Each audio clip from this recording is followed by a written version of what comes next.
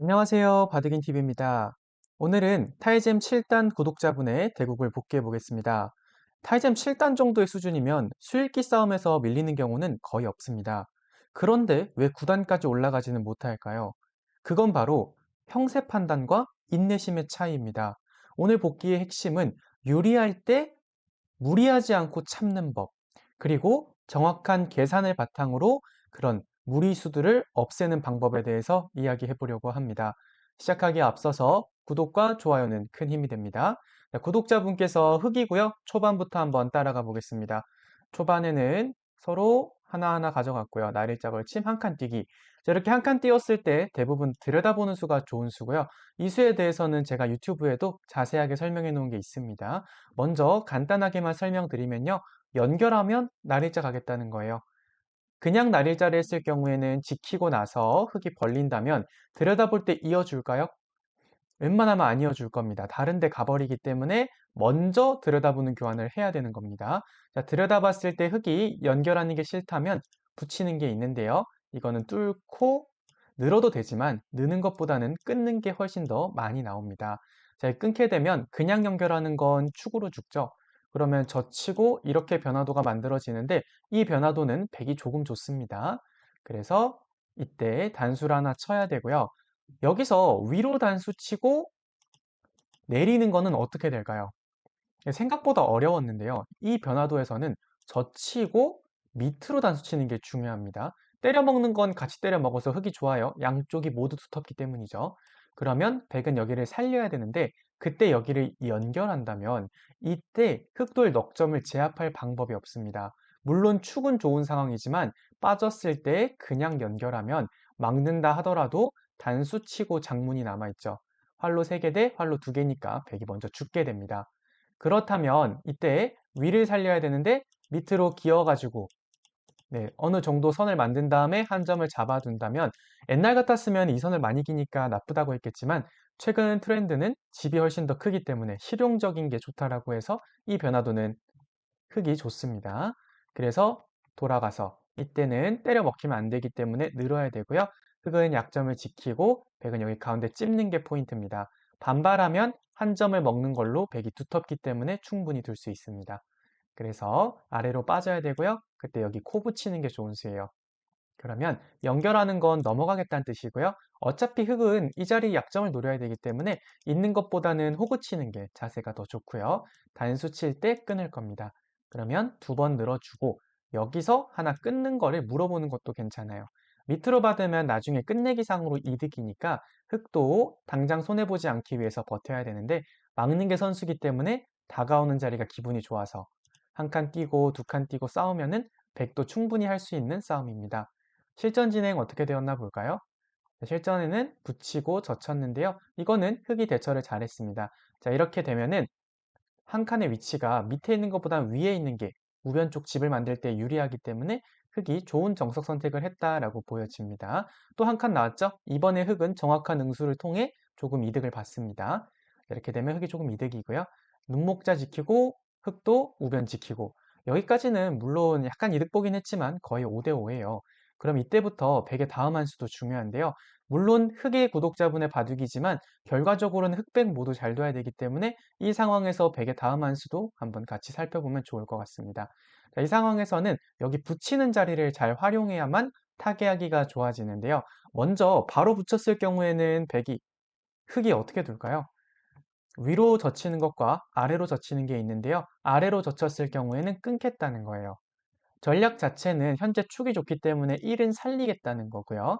그리고 밑을 잡으러 가면 계속해서 늘어서 흙이 행마하기가 어렵게 만들겠다는 거예요. 보통은 축이 나쁜 경우에 느는 수도 많이 나오거든요. 이러면 밑으로 단수 치고 늘어서 이런 전략도 괜찮아요. 만약에 받아준다면 늘었을 때 살아있거든요. 그럼 막더라도 중앙 삭감하게 되면은 귀를 깨고 싸우기 때문에 백도 충분히 둘 수 있습니다. 그래서 흑은 여기서 단수를 쳐야 되고요. 백은 반대편으로 단수 치는 게 포인트입니다. 이걸 연결하게 되면 왜 안 좋냐면요. 늘었을 때 막더라도 여기 이 선 막히는 자리가 선수예요. 손 빼면 연결하면 죽죠. 또 지켜야 되는데 이렇게 되고 흑이 먼저 돌이 들어온다면 이건 흑이 좋아요. 그래서 이때 단수 치고 2칸 뛰는 것까지. 여기까지는 백도 충분히 해볼 수 있는 교환인 것 같습니다. 그리고 바깥쪽으로 젖히는 거는 젖혔을 때 단수는 또 살려버리니까 연결하겠다는 거고요. 백이 연결하면 날일자로 압박해서 계속 공격을 하겠다는 건데 여기서 붙이는 자리가 포인트가 있습니다. 7을 잡으려고 하면 돌파당하죠. 그래서 흙도 여기서는 한 칸 정도만 해놓고 또 다시 한번 모양 키우는 수가 있는데 이거 같은 경우는 마찬가지로 우하기에 집을 너무 많이 줘야 되기 때문에 흙이 이렇게 두는 경우는 많지는 않습니다. 공격을 압도적으로 좋아하는 사람들이 이렇게 두는데 프로기사 중에서 두는 걸 본 적은 없습니다. 그런데 실전에는 날일자로 들어가서 늘었는데 물론 나쁜 수는 아닌데 조금 무거워요. 흙이 두 칸 아주 잘 뒀고요. 이렇게 되니까 백이 그냥 중앙으로 도망가게 되고 이때 좌변을 이런 식으로 삭감해 둔다면은 이거는 우하기에 있는 집이 생각보다 크기 때문에 흙도 충분히 둘 수 있어 보입니다. 실전에 붙이는 선택을 했는데 젖히는 반발 아주 좋았습니다. 현재 지금 축이 좋으니까 이건 백이 무리수죠. 잘 두셨고요. 이런 상황에서 젖히는 것도 나쁘진 않았어요. 이렇게 하고 날일자 걸침. 전체적으로 이 바둑은 흙이 잘 둔 바둑에 속하고요. 하지만 제가 생각하기에는 이걸 굳이 젖혀야 되나 하는 생각은 있습니다. 그냥 늘어도 백이 다음 수가 마땅치 않거든요. 계속 올리는 것 같은 경우는 백이 세력을 쌓는 건 흙한테 큰 영향이 안 가요. 그런데 흙이 세력을 쌓는 건 백 모양에 영향이 가죠. 그래서 저라면 그냥 느는 선택을 했을 것 같습니다. 젖히고 치고 들어가는 거 좋았고요. 여기서 마늘무 괜찮았어요. 살리고 나가고 네, 여기서 잘 두셨습니다. 자, 여기서 중요한 게 뭘까요? 자, 이제부터 제가 항상 바둑 둘 때 많이 말씀드리는 건데 이게 바둑 전문 도장에서 배우지 않은 분들의 많이 나오는 약점인데 형세 분석을 거의 안 하세요. 그래서 항상 바둑 둘 때 복귀 시간에는 제가 형세 판단을 많이 해야 된다라고 이야기를 많이 드리는데요. 지금도 집을 한번 세워보면 돼요. 여기 흑돌이 있으니까 좌상은 한 10집, 20집 하고 중앙 아직 집이 아니니까 그냥 플러스 알파로 보겠습니다. 좌변 쪽은 그냥 덤이라 생각하고 없애버리세요. 그러면 6. 현재 집 차이는 14집 정도 차이가 나는데 흙은 우하부터 이어진 큰 모양을 하나 가지고 있죠. 여기 같은 경우는 현재 집이 깨질 확률이 엄청 높기 때문에 당장 집을 세기가 되게 애매해요. 그러면 저 같은 경우는 어떤 판단을 하냐면 돌 하나 땅의 가치를 판단합니다. 이 정도 4개가 있으면 보통 여기서 25집은 만들거든요. 대략 그 정도로 보는 거예요. 이건 어차피 유동적으로 바뀌기 때문에 그냥 생각해 두고 있는 겁니다. 25, 여기랑 다 합쳐서 한 35집 정도 나겠다 하고 많은 거예요. 이거는 그냥 대국적 경험으로 나오는 거기 때문에 정확하지 않아도 괜찮습니다. 그럼 35집이라고 생각을 했을 때 그러면 현재 집 차이가 어떻게 될까요? 여기 포함한 40집 정도 나 있고 100은 20집, 덤은 아까 제외시켰으니까 이 남아있는 공간에서 100한테 20집만 안 내주면 이긴다. 여기까지는 계산해두고 넘어가는 게 좋습니다. 다음 수를 선택할 때 훨씬 유리해져요. 지금 살리는 거는 판단이 일리가 있습니다. 살려져 있어야 좌하기에 있는 백돌도 압박할 수 있고 하변에 있는 백돌도 압박할 수 있으니까요. 살리는 건 나쁘지 않았습니다. 여기까지 잘 두셨고요. 제가 생각했을 때 이때까지만 해도 흙이 많이 유리한 바둑입니다. 자, 제가 형세 분석을 해야 된다라고 말씀드리는 장면이 현재 딱 나오는데요. 여기까지 다 너무 좋아요. 들어가는 것도 좋았어요. 이때부터가 문제인데요. 여기서부터는 이제 집으로는 흙이 압도적으로 유리합니다. 왜냐하면 중앙도 살렸죠? 좌변도 지켜놨죠? 백이 만들 수 있는 상변에 흙이 먼저 오기 때문에 거의 이겨있는 상황인데 이때는 일단 눈목자가 더 좋아요.